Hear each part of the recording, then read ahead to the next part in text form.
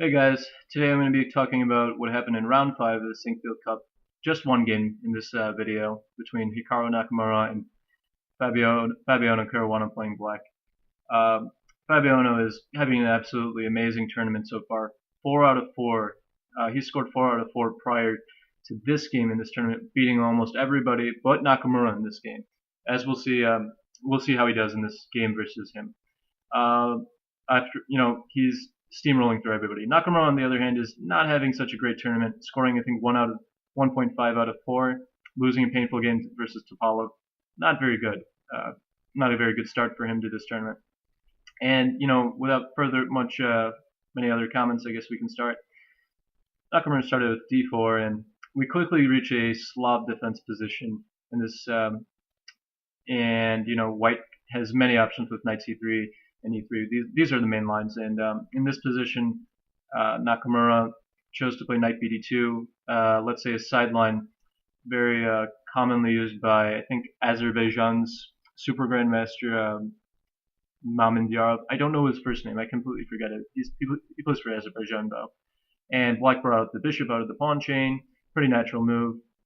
And kind of this early development of the bishop is usually met by some kind of tempo gaining move, and with the knight here. And White decided to play knight h4 immediately, trying to attack the bishop and develop normally, because this bishop usually doesn't get out of the pawn chain in the slot for Black. So this is kind of a natural response.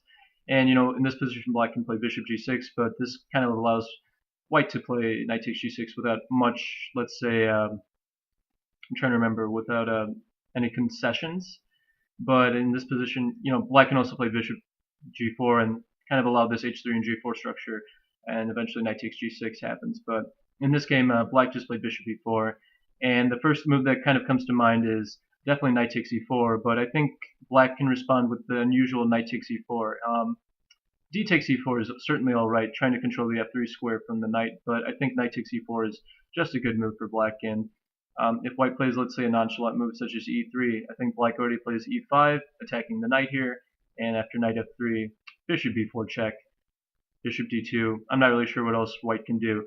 I think king e2 is already out of the question, and bishop d2 is probably just met by knight takes here, and probably just pawn takes, pawn takes, pawn takes, and the d4 pawn is hanging in this position, and this is very, very troubling for White to deal with. Probably queen c2, but Black can probably hold on to the pawn in this kind of position. It's very, very annoying to play. I suppose that White, instead of e3, could play knight f3 in this position, but I think Black just plays e5 anyway, and I don't think, obviously knight takes e5 is met by bishop e4, and that's unplayable, but I think d takes here is probably just met by bishop b4 check, and bishop d2, knight takes here, pawn takes here, and this position is pretty much really bad for Black. For White, I mean, and Black already has the option of just trading into a very, very favorable endgame with somewhat unusual pawn over here, and Black having this very advanced and potentially dangerous 4-on-2 majority over here gives him a good position. Probably White would have to proceed, I don't know, with e3 maybe, and Black would probably play knight d7, and it's very difficult to recommend anything. Actually, instead of after e3, probably Black can really play b5, defending the pawn. Very, very comfortable stuff for Black. Anyways, this is a bit much for a digression. So instead of a knight takes e4, which is a bit long, f3 was played, trying to gain a tempo on this bishop, and g5 is just met by f takes, g takes h, and e5.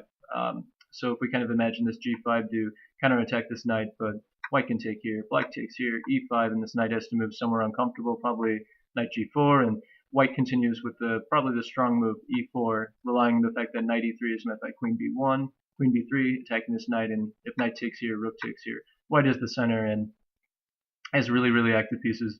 This is probably unplayable for Black.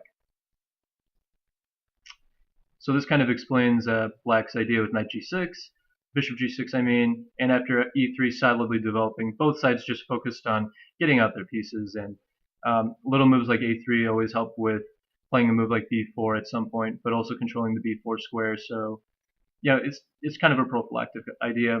Black played knight bd7, and we kind of see pretty solid stuff. And white can certainly take the bishop here and bring out his bishop here. But in this game he just decided to take on d5. Not much to say about this move other than it's kind of an exchange swap position where everything's kind of solid in the position, and white tries to kind of slowly grind black down in this kind of position. Nakamura is pretty unusual for playing solid stuff like this in his kind of chess playing style, but I think today he kind of knew that Caruana is playing an excellent tournament, and I don't know. I guess he wanted to play something solid, and he really got it. In this position, white decided to take the bishop here. Black put the h pawn, kind of opening up the file. And in this position, we saw further developments in the position with bishop d3. And I don't really. If the pawns were here on f2 and g2, I think white would be clearly better in this position. I don't know how much, but I feel like he's not clearly better. I take that back, but slightly better. And with the two bishop advantage, and white should be able to slowly outplay black in this kind of position. But with the weaknesses here, it kind of makes sense what black's next move is. He plays e5, trying to open up the position while there's kind of these exposed weaknesses. And both sides play pretty natural moves with white playing castling and black playing castling. You can always think about a move such as queen c7, and the idea behind this move is that after knight b1, trying to reorganize the knight over here in long castles, you kind of get this very, very sharp position with pressure along this diagonal and this h-file move. This is certainly interesting for black. That was also possible for him. But in this position, black just decided to castle, and after let's say queen b3, trying to get some pressure on the b7 pawn, black played queen c8, and let's say not queen c7, because after knight b1, knight c3, and there's always this knight b5 idea to kind of attack the queen and gain a tempo on that, and that's kind of annoying. And I suppose queen c8 is, let's say, kind of a super safe move, relying on this to happen. And white doesn't really have another move other than knight b5, trying to get this bishop out and the rook to the c file. And black decided to take the pawn in d4 first, and white recaptured. And black kind of realized that his knight kind of sucks over here, so he moved the knight back here to kind of also reroute his knight to the center, and both sides developed their knights to the center. White defended the d4 pawn because it was under attack. Black kind of repositioned the queen now because this pawn's under attack and put pressure on by this knight and queen, and black also kind of defends this at the same time. I think the position's probably roughly balanced, although white has the bishop pair. This d4 pawn is always weak, and black has three pieces that could kind of potentially attack it, and he's doing quite fine in this kind of position. I don't really think black should be worse in this position, but white has the bishop pair, and that's kind of something. Even in a symmetrical and a very solid position like this for black, white's doing quite decent. And we saw rook d1 possibly supporting the d pawn here. Black kind of supporting his d pawn here. Rook f1. Both sides are just focused on getting the rooks out. And now black focused on repositioning this knight here to, let's say, knight c7, and try to improve this knight to e6 and put pressure on the pawn here. And white retreated the knight here, the bishop here to f2 to, let's say, open up the file here. Seems like a reasonable move. And also you always kind of just get out of the e file, and this bishop just seems like a much safer piece here than rather on e3, where there could be tactics in the future, and just seems like a safe move. Black played knight c7 as mentioned, and white retreated the other bishop to f1, opening up both of the files for the rooks. And the bishops don't really have active posterior on e3 and d3, despite the open-looking nature of the position. But white's position is concentrated here on the center and on the queen side over here in this position, so it's very, very consistent for white to follow kind of his plan over here while playing moves like queen b3 and knight c3. And in this position, black played bishop f6, repositioning this bishop to attack the pawn. White played queen a2, and the idea with this move is that although it looks kind of unusual, you kind of keep an eye on the d5 pawn while allowing yourself to play b4 in the future. And queen c2 the natural move doesn't really put pressure on the pawn in this kind of position. So in this position, I like black's next move, kind kind of restricting White's f4 push. By the way, certainly White could have played f4 in this position, and been quite okay. Um, I think after f4, probably g5 by Black to trade off a pawn here, and I don't think Black is unhappy with this position with this nice active bishop. White's not unhappy either, though. This kind of position is pretty unclear. But anyways, that's not really the game continuation. You play queen a2, and Black restrained f4 right now with the g5 move, and f4 is probably just met by pawn takes pawn, pawn takes pawn, and this kind of structure looks terrible for White.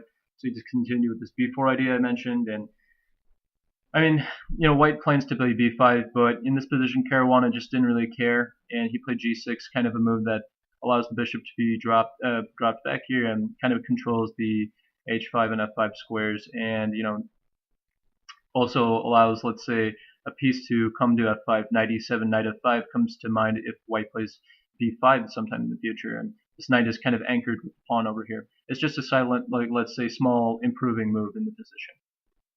And in this position, we saw White play queen d2. Certainly White could have played b5, but I mean, he plays this anyway, so it doesn't really need attention to be covered right now.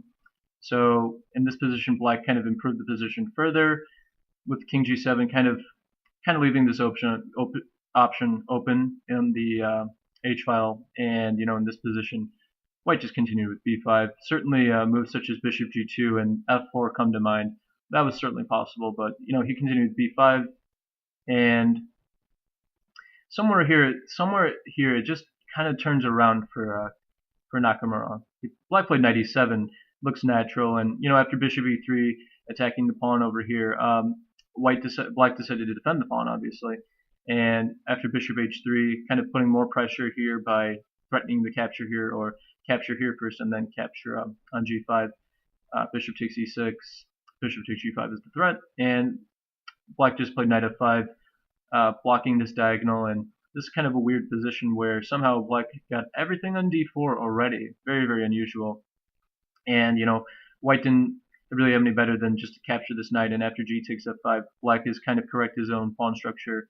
Black has a pretty good sufficient control over the e4 square, and if White kind of acts careless in this position, I don't know.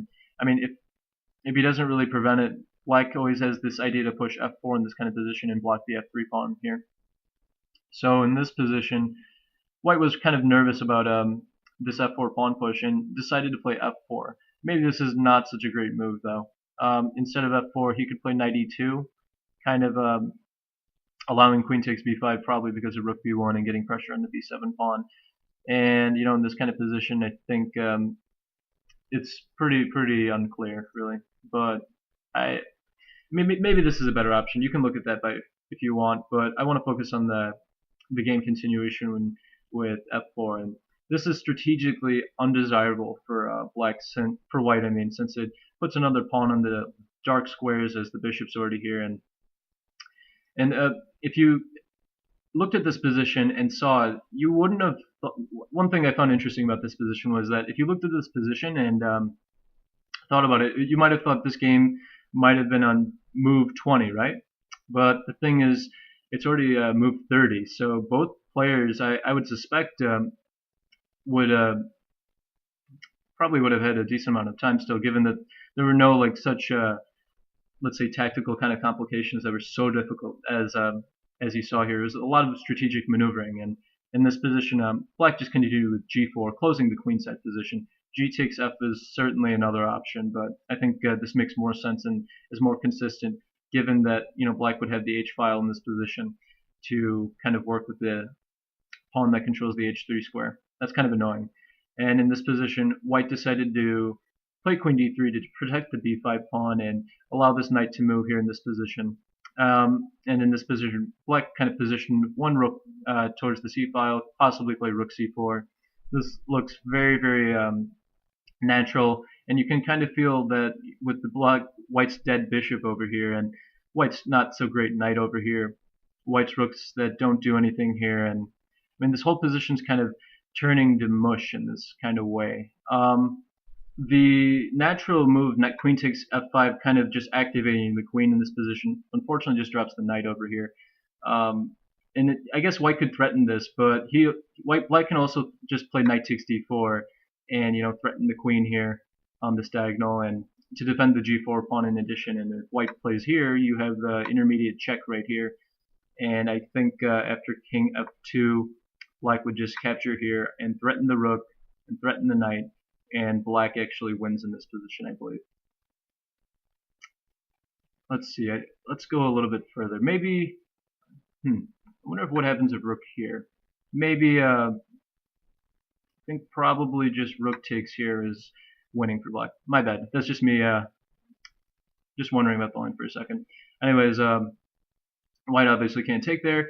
He played rook c1 to, let's say, kind of get his own part in, taking his own part in the file, and black just continued with this rook c4 idea, just stamping the rook down on the fourth rank. And white decided that he's got to move this knight, so he played knight e2. But another option that he can definitely consider is a4, kind of supporting the pawn here.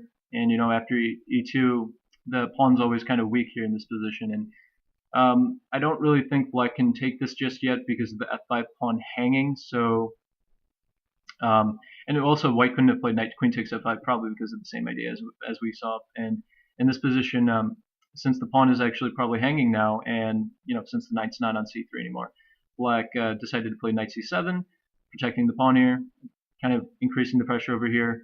And I think white kind of lost his way in this position and just moved the knight back and didn't really find a great plan. Nakamura is just struggling amazingly in this position to find anything to improve his position. And the normal rook takes c4 is unfortunately just met by pawn takes rook, and after the queen recaptures, black can just take this pawn for free, and it's very, very difficult to play for white. I guess one way to try to play on is d5, but I guess after queen takes d5, and we kind of get this exchange fill line. Sorry about the power notice. And after a4, black would probably retreat the knight, and even though this pawn is hanging, black would have rook a5, and the bishop would have to retreat over here, probably to d4 or e3. But in any case, black would probably just somehow get this kind of endgame line where he's up a pawn, and obviously white did not want a piece of that at all. Instead of d5, maybe a4 is better. Trying to keep a 1-on-2 formation here and just allow d4 to drop, and probably this is a better option for black. But after a bunch of exchanges here, you got to kind of get this rook endgame where white's down a pawn, and okay, he can activate his pieces with rook e7, for example, but I really don't think this is much fun to play for white. So white didn't really want a piece of any part of that, part of an endgame, a torturous endgame at that, so early. So we played knight e2, knight c7, and in this position, white just dropped his knight back, seeing nothing better since the pawn is under pressure. And in this position, black just further improved the position with rook c8, planning to take on b5 while kind of doubling these rooks over here.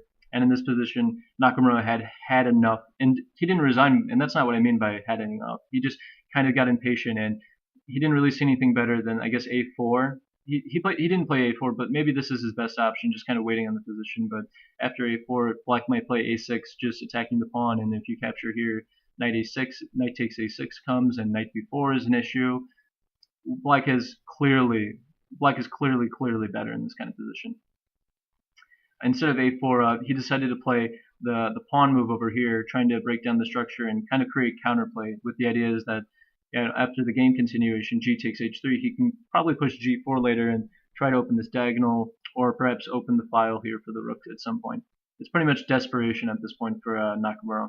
He played king h2, probably just recapturing here next turn, but I think black just takes the pawn here, and after knight takes pawn, knight takes knight, queen takes knight here, king takes pawn. We already saw that in this position, black could already play a kind of a tactical solution with rook c2. In the game, black played queen d7, which is quite alright, but I mean, rook c2 leads to quite forcing variations after queen takes c2, and white can't really play queen takes b5 because of the beautiful checkmate rook ah8 quite a nice one right there. And we kind of see this open age file coming into factor as you kind of see. In the game, I mean, I don't even know. Probably queen takes c2, and after rook takes here, queen b3 kind of infiltrating to attack the rook. I don't know. Probably rook c7 to kind of get active, but I don't know. The continuation like this one is quite nice. Rook a5 is met by queen c3, so I don't know. I mean, this is pretty embarrassing stuff for white to play, and your bishop and rooks are kind of tied to each other in this kind of position, and if you have to play this, this is looking quite awful with, since the a3 pawn drops, black has two connected pass pawns over here, and is likely winning in any case here. I mean, that's probably a better way of handling the position, I think, for black. But you know what, Caruana didn't really want any tactical complications. Maybe with, in the position with the two rooks, somehow they coordinate to get against the black king after g4 in that kind of position. Not really sure if that's a bit of a pipe dream the way I say it, but it probably wouldn't have happened. But Caruana just played solidly with queen d7, planning b5, a6, and slowly outplay Nakamura and torture him to death in this kind of position.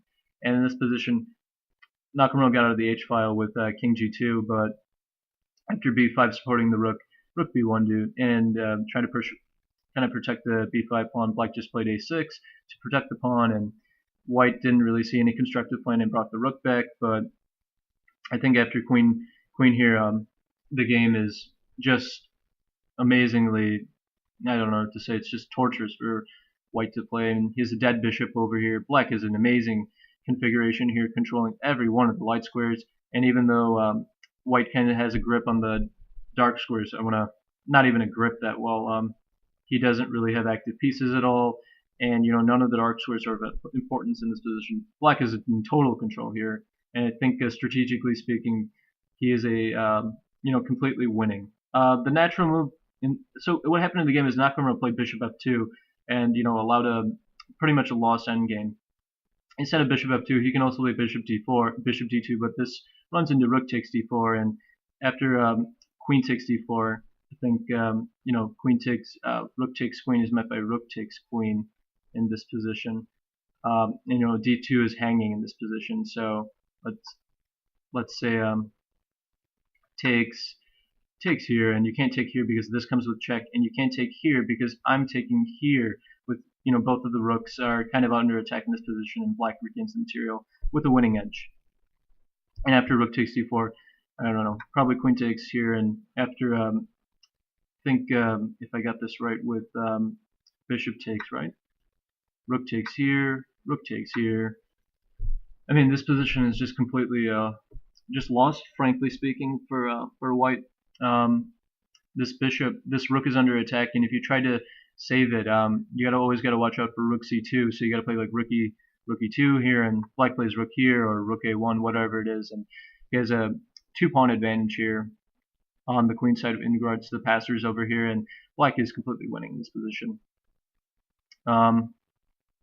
And of course, let's say if rook takes and white just decides to take the rook and tries to go for a non-rook endgame,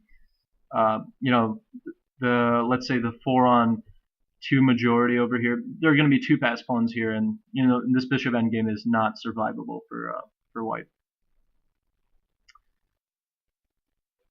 So in the game, instead of this bishop d2, white just decided to play bishop f2, and I mean, it's just tough to play. Black just captured the material over here and sacrificed the queen, actually. And after rook takes e6, we kind of get this transformation of the position where you get 2 rooks against a queen, but the problem is the queen's kind of dead in this position. And I mean, in this position, white had one opportunity to try to fight on, try to open up the position. Normally, you want to try to activate your queen as much as possible. So in this position, white could have played queen e2 and try to get the queen here, but I mean, it's tough to play.